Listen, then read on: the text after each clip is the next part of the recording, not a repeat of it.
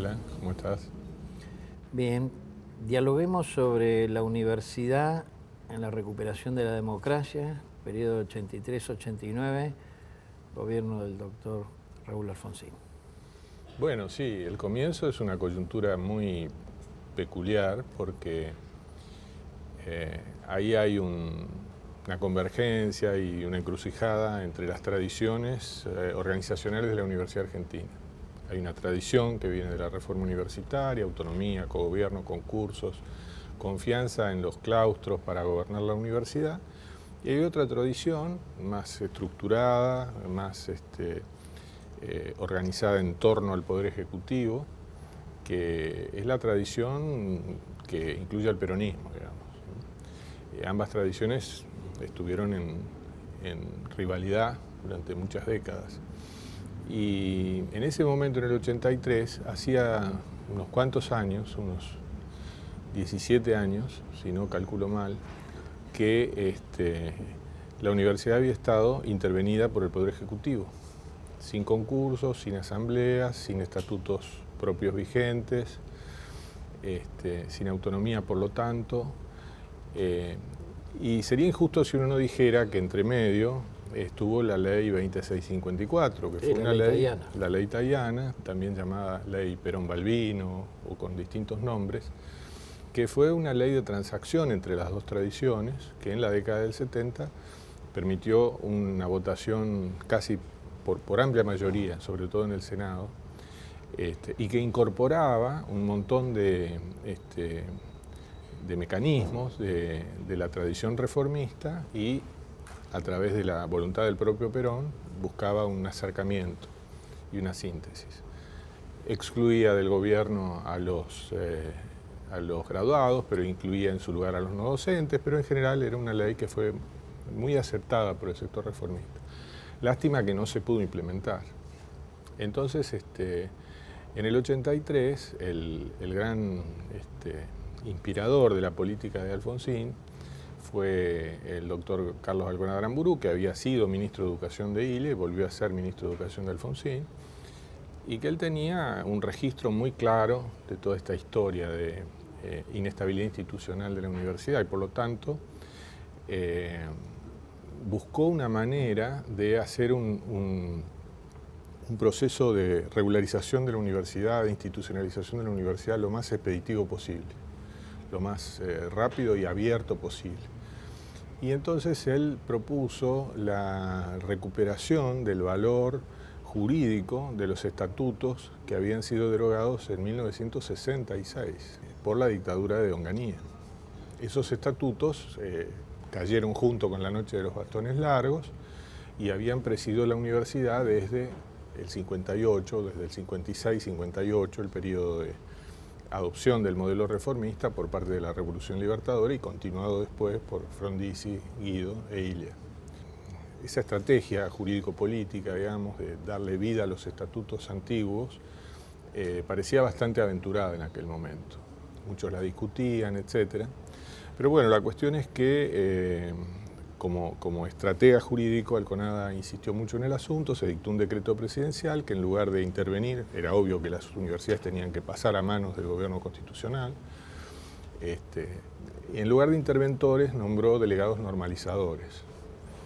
En general, académicos en su mayoría veteranos, de origen radical, en algunos casos eran demócratas progresistas o socialistas o independientes, de la tradición reformista en general, que ocuparon las 20 y pico universidades, con la obligación de hacer consejos provisorios, consejos superiores provisorios y consejos directivos provisorios, para lo cual muy rápidamente, en el propio 84, en los primeros semestres, se organizaron elecciones de delegados provisorios, con los padrones que había, con las condiciones de la época, etcétera, pero hubo una primera representación para administrar el proceso que dio en llamarse de normalización.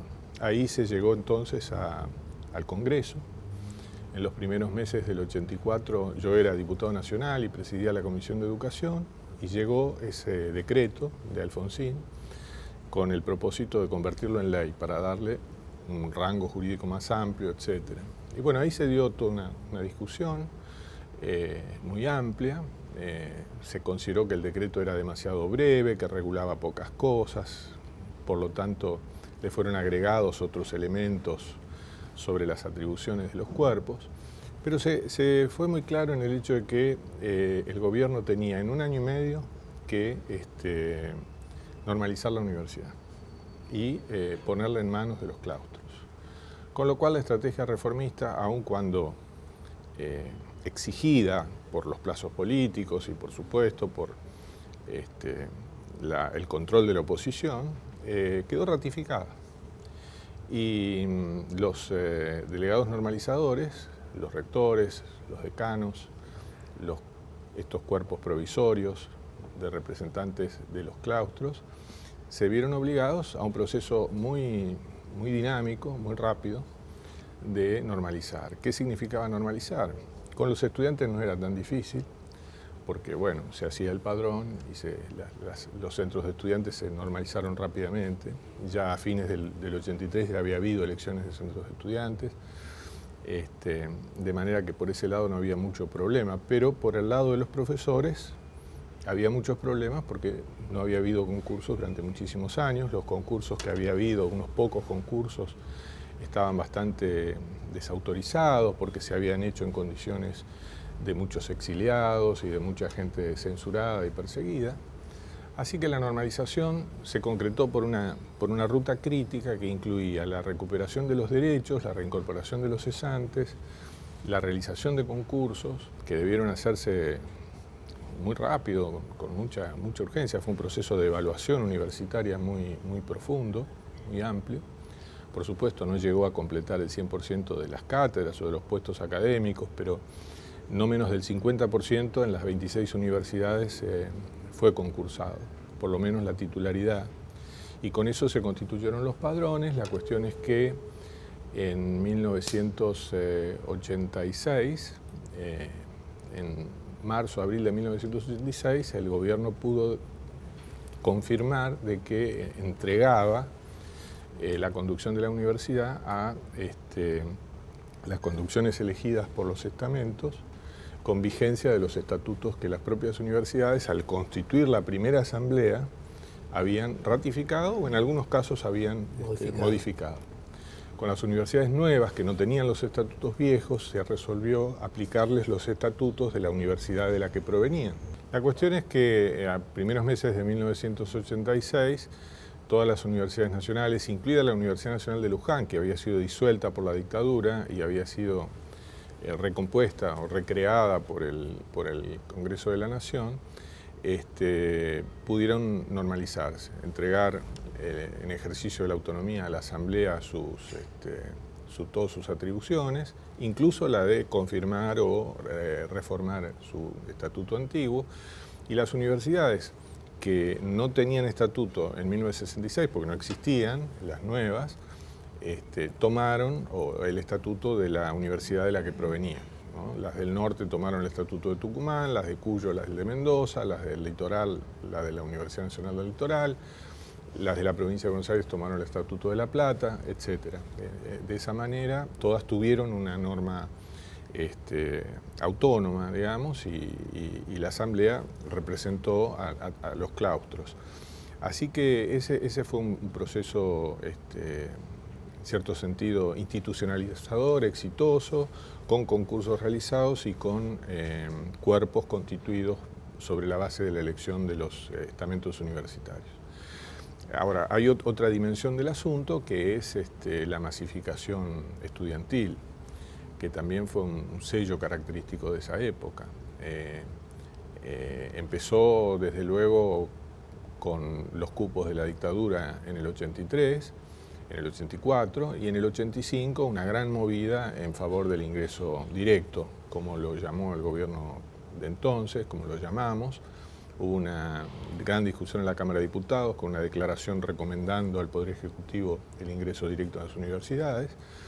Y bueno, de golpe las universidades multiplicaron su matrícula, su número de alumnos, de una manera exponencial, con muchas dificultades, por lo tanto, a nivel de exigencias para el cuerpo docente, que no podía moverse a ese ritmo, no podía crecer ese ritmo, y de los edificios, que tampoco podían crecer ese ritmo. Recién recuerdo que en el año 87 tuvimos un presupuesto fuerte en materia de construcciones universitarias que permitió más o menos nivelar la cosa, pero eran épocas de mucha masividad.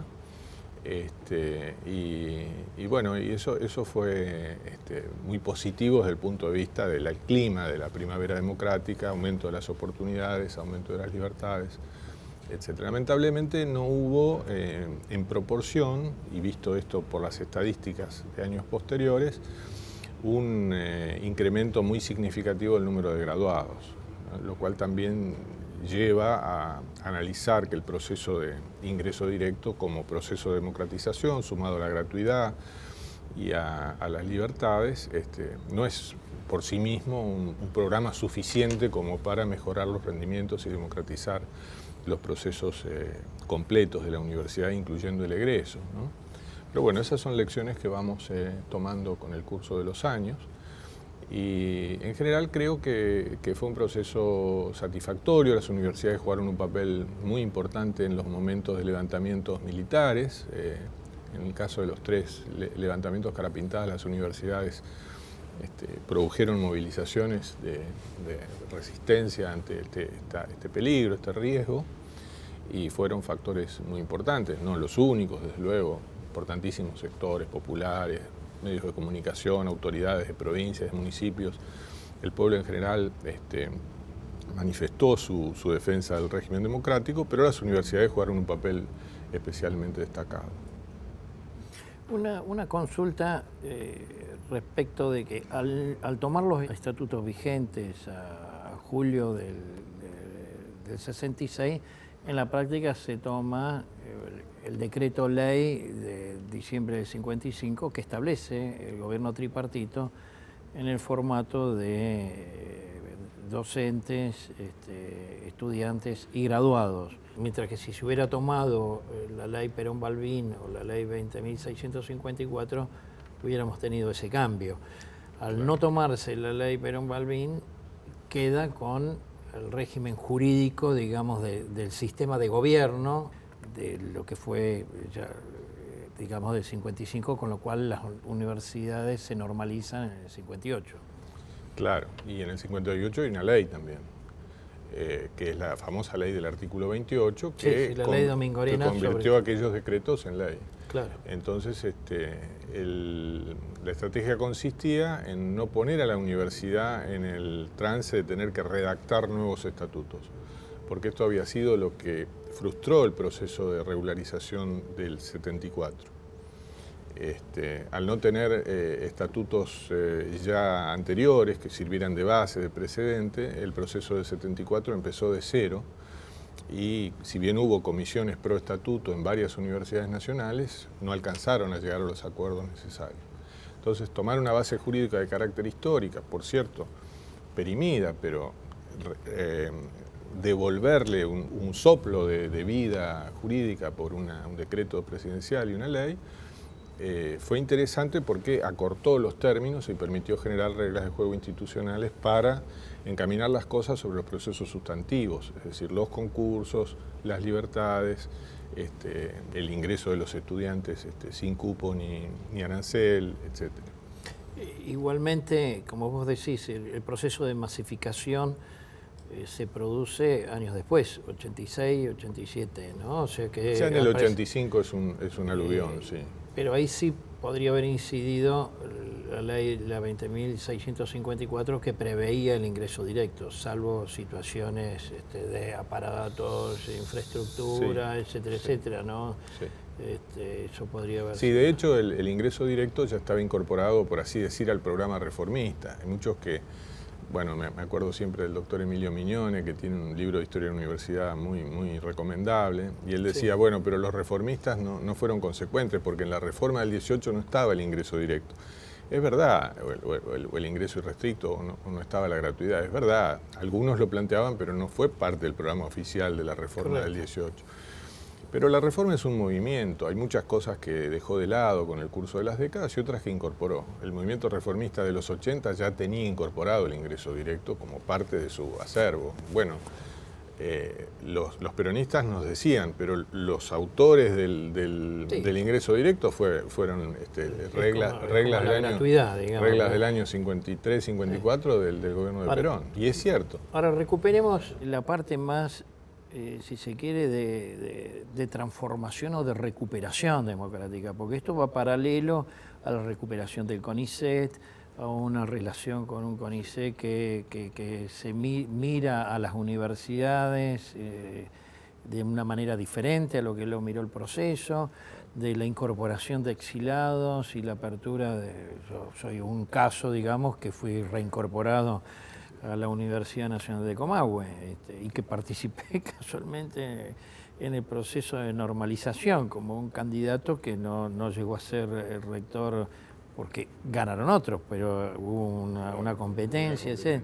El tema de los concursos, o sea, creo que el periodo, más allá de la otra parte que analizaremos seguidamente, que tiene que ver con las dificultades económicas, producto de la crisis de la deuda externa del 82, lo que estaba ocurriendo en América Latina, etcétera, etcétera, que incidió en todo el gobierno, hay temas de valores simbólicos que me parece que hay que resaltar. Sí, es verdad. Bueno, lo más importante era que durante los gobiernos militares la ciencia estaba pensada para desarrollarse fuera de la universidad.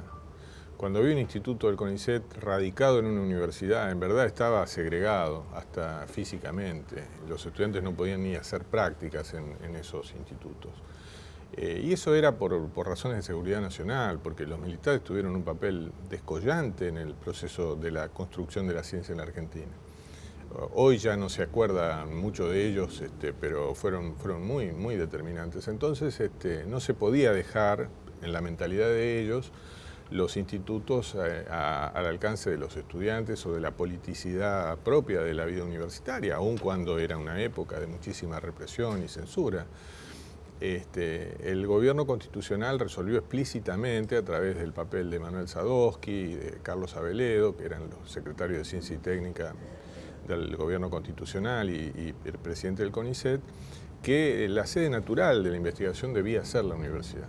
Y entonces se tendieron los puentes correspondientes y se reincorporó como función esencial de la universidad la investigación. Esto se tradujo en que en la UBA se desarrollaron convocatorias de proyectos de investigación, el Litoral la imitó, La Plata también, hubo una movida en ese sentido que entre el 84 y el 87 ya dejó insinuado el sistema de investigación de la universidad, incluso con programas para becarios universitarios de iniciación de la ciencia, líneas de I+D en las universidades, etcétera.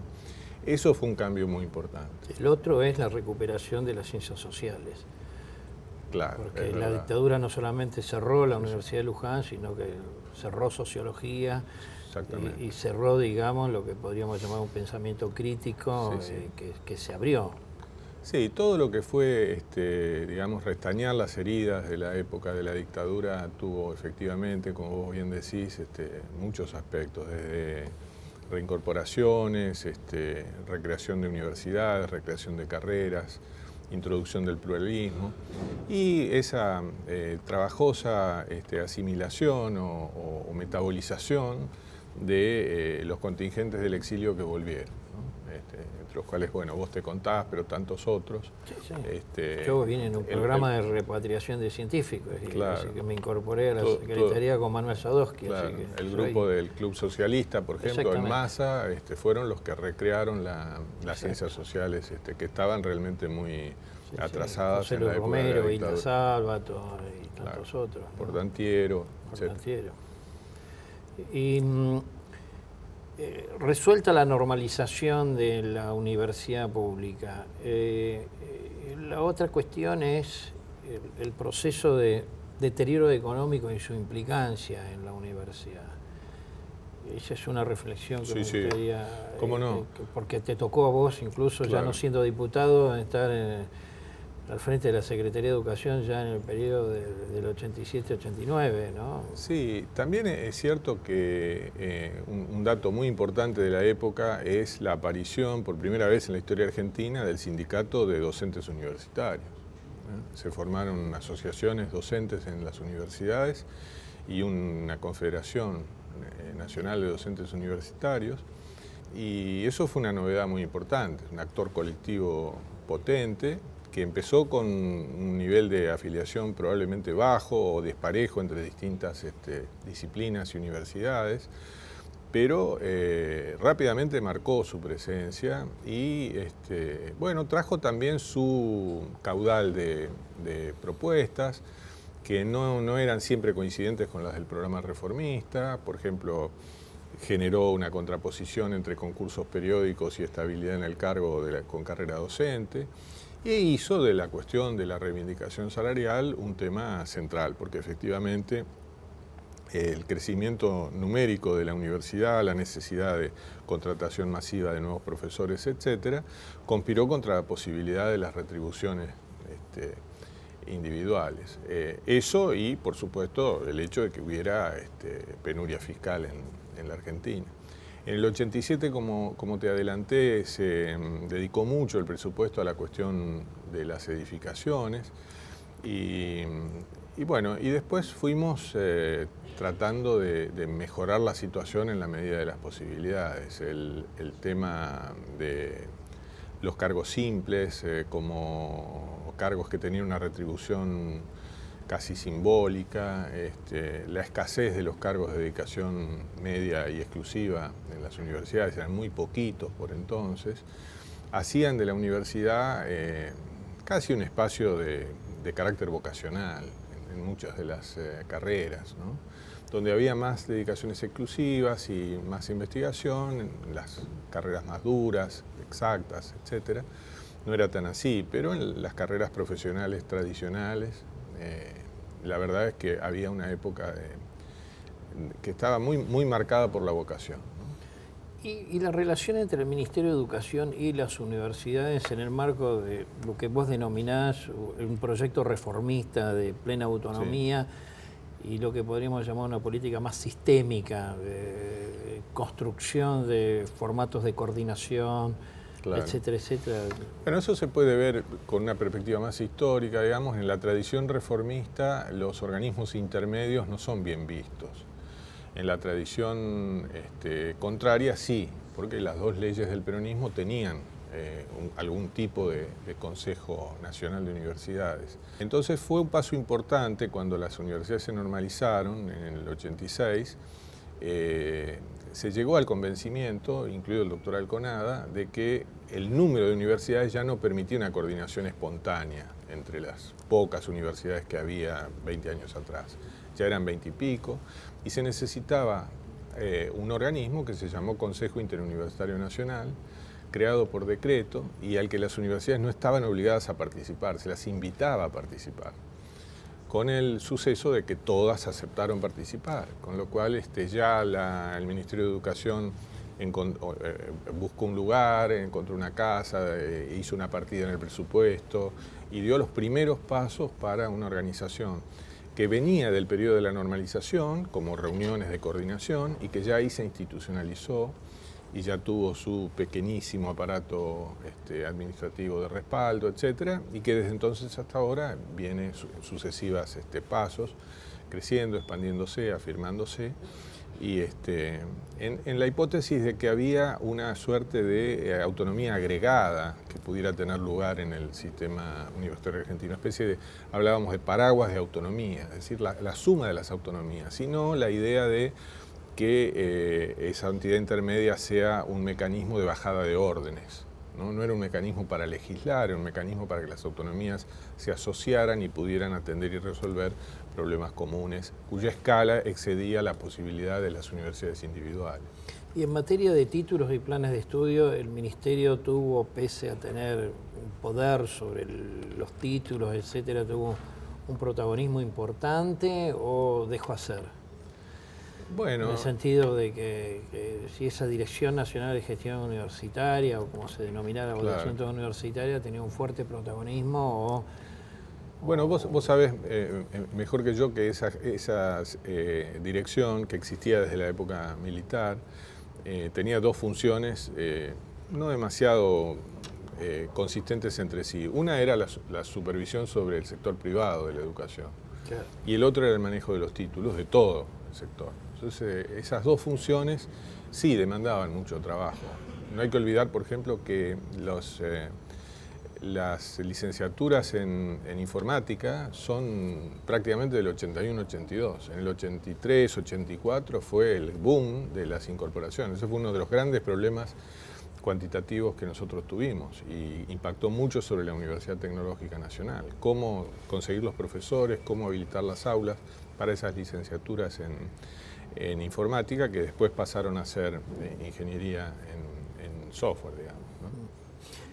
lo otro que te quería comentar es una reflexión sobre el decreto de Tayana que prohibió la creación de universidades estatales y privadas en el año 73 sí, y que sorprendentemente durante la dictadura no se levantó y que por lo tanto uno podría suponer de que una dictadura militar proclive como lo fue en materia económica, procesos de privatización, etcétera, habilitara la creación. Sin embargo, no se hizo.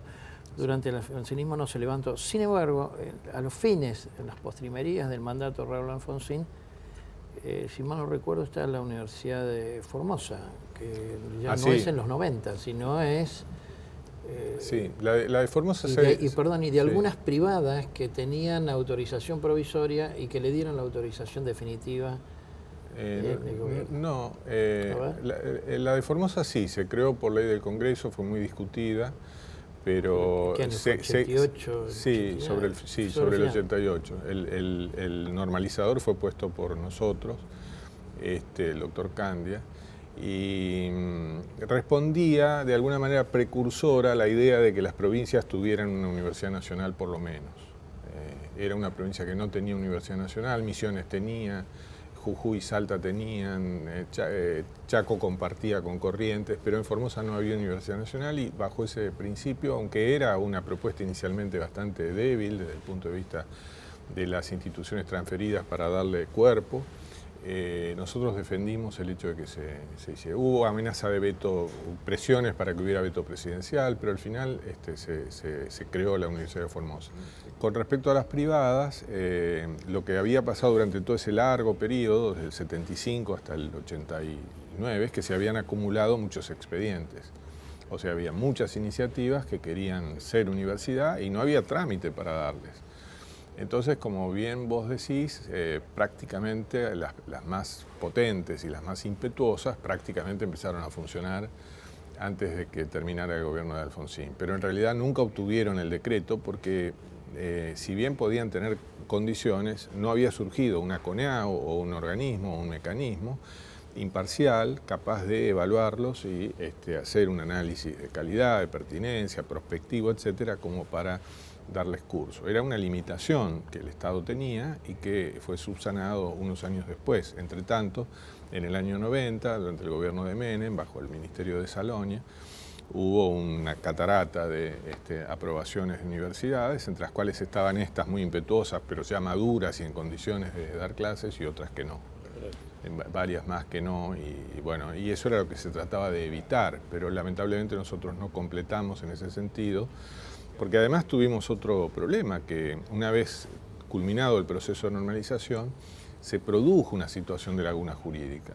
Es decir, nosotros sosteníamos que buena parte de los artículos de la ley de normalización mantenían vigencia, pero se podía también interpretar que como era una ley temporaria, una vez agotado el objetivo de su... No había marcado... se podía considerar que quedaba abrogada la ley. Entonces hubo un periodo de incertidumbre desde el punto de vista jurídico, la necesidad de una ley universitaria que nosotros, nuestro partido, digamos, presentó en el Congreso. Nosotros teníamos varios proyectos, pero no teníamos fuerza como para acordarlos o sancionarlos. Y eso fue retomado después hacia la reforma constitucional y la ley de educación superior del 95. Un comentario más desde la política, no solamente la política universitaria, sino la política en términos partidarios. No hay ninguna duda que el proyecto reformista está expresado en la Unión Cívica Radical, así como el otro proyecto, para no darle un nombre, está expresado por el peronismo. Entonces, universidad que se crea o que se normaliza, etcétera, etcétera, hay una tendencia, hasta natural, de que el rector normalizador, organizador, responde a alguno de esos dos proyectos, con lo cual hay un proceso de, no digo que sea lineal, pero de preformateo del carácter, de la trayectoria futura de la universidad. Eso hay algunos que sostienen que es una partidización o una politización no feliz, ¿no? Por otro lado, no creo que ninguno de los dos renuncie a lo que es las expresiones de la política, que claro, es parte viva de la democracia. Pero bueno, quería una reflexión tuya sobre esto, porque hay algunos que afirman no, está muy partidizada. Perdón. Sí. Y por otro lado, esa universidad defendió a Alfonsín en los 3 intentonas de golpe militar. Claro, por ejemplo, sí, es verdad. Bueno, en la reforma hubo una politización profunda de la universidad y eso creo que es lo que da un elemento de la trayectoria argentina, ¿no? Ahora, era una politización pluripartidaria. No solo los radicales recepcionan la tradición reformista, los socialistas también, los demoprogresistas también, una parte de los conservadores de raíz más liberal también, y hasta una parte de los peronistas también, recepciona la tradición reformista. Ahora, lo que pasa en los años 70 es que las juventudes del Partido Radical y del Partido Socialista recrean todo el repertorio de agrupaciones universitarias de ese signo, ya bajo el control político de los partidos. Y eso impacta mucho sobre la normalización del 83, y sobre todos los procesos de organización, selección de los normalizadores, de los decanos, etcétera. Ya ahí el hecho de que las agrupaciones reformistas militen como parte de las juventudes de los partidos produce un efecto de partidización que no venía con la reforma histórica, porque la reforma histórica había sido siempre de agrupaciones pluripartidarias. Había siempre los radicales, bueno, Del Mazo era radical, Barros era radical, etcétera, pero no todos los dirigentes reformistas eran de un solo partido y más bien tenían que arreglar entre ellos cómo llevar adelante las cosas sin tomas de partido partidarias, valga la redundancia. Ese fue un dato novedoso de la reforma del 83, que tiene una notable persistencia con sus vaivenes hasta el presente, ¿no? Y que tiene su espejo en la actividad universitaria de los peronistas.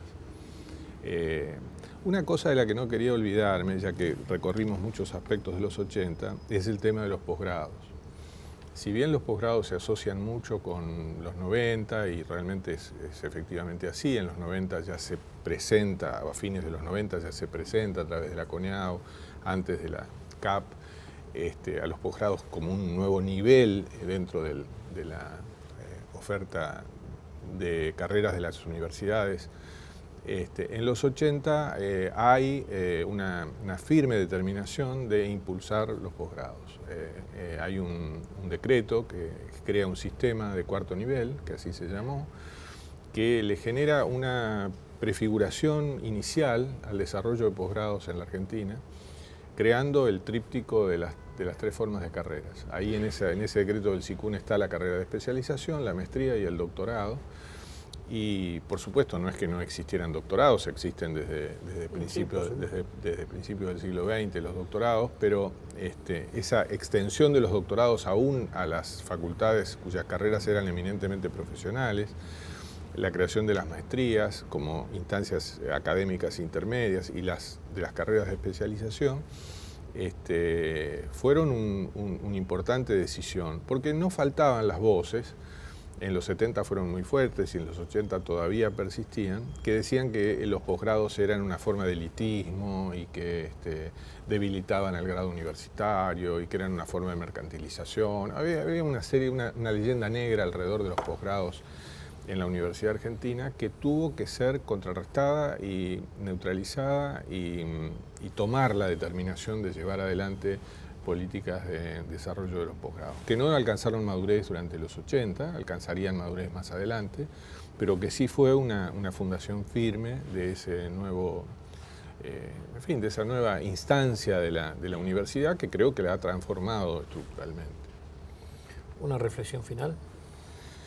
Bueno, en fin, yo pienso que los sellos básicos del diseño institucional y del funcionamiento de la universidad que se pusieron en el 84 en adelante persisten. Por supuesto que hubo grandes controversias y grandes giros en distintos momentos. La ley de educación superior fue uno de ellos. Las políticas del préstamo con el Banco Mundial fue otro de ellos. Hubo muchos y los hay hasta el día de hoy. Pero en general yo diría que hay una matriz que persiste y que permite ver que al fin el programa de la reforma gravita de una manera importante en el funcionamiento de la Universidad Argentina. Quizá no en todas de la misma manera, no en todos los directivos universitarios, las otras tradiciones también hacen su presencia y hacen su fuerza, pero en un contexto de mucho más reconocimiento mutuo y probablemente con síntesis que creo que son auspiciosas para el futuro. Gracias, Adolfo. Quiero cerrar esta nota diciendo que ambos hemos compartido momentos como miembros de la Comisión Nacional de Evaluación y Acreditación Universitaria. Gracias. Así fue. Gracias a vos.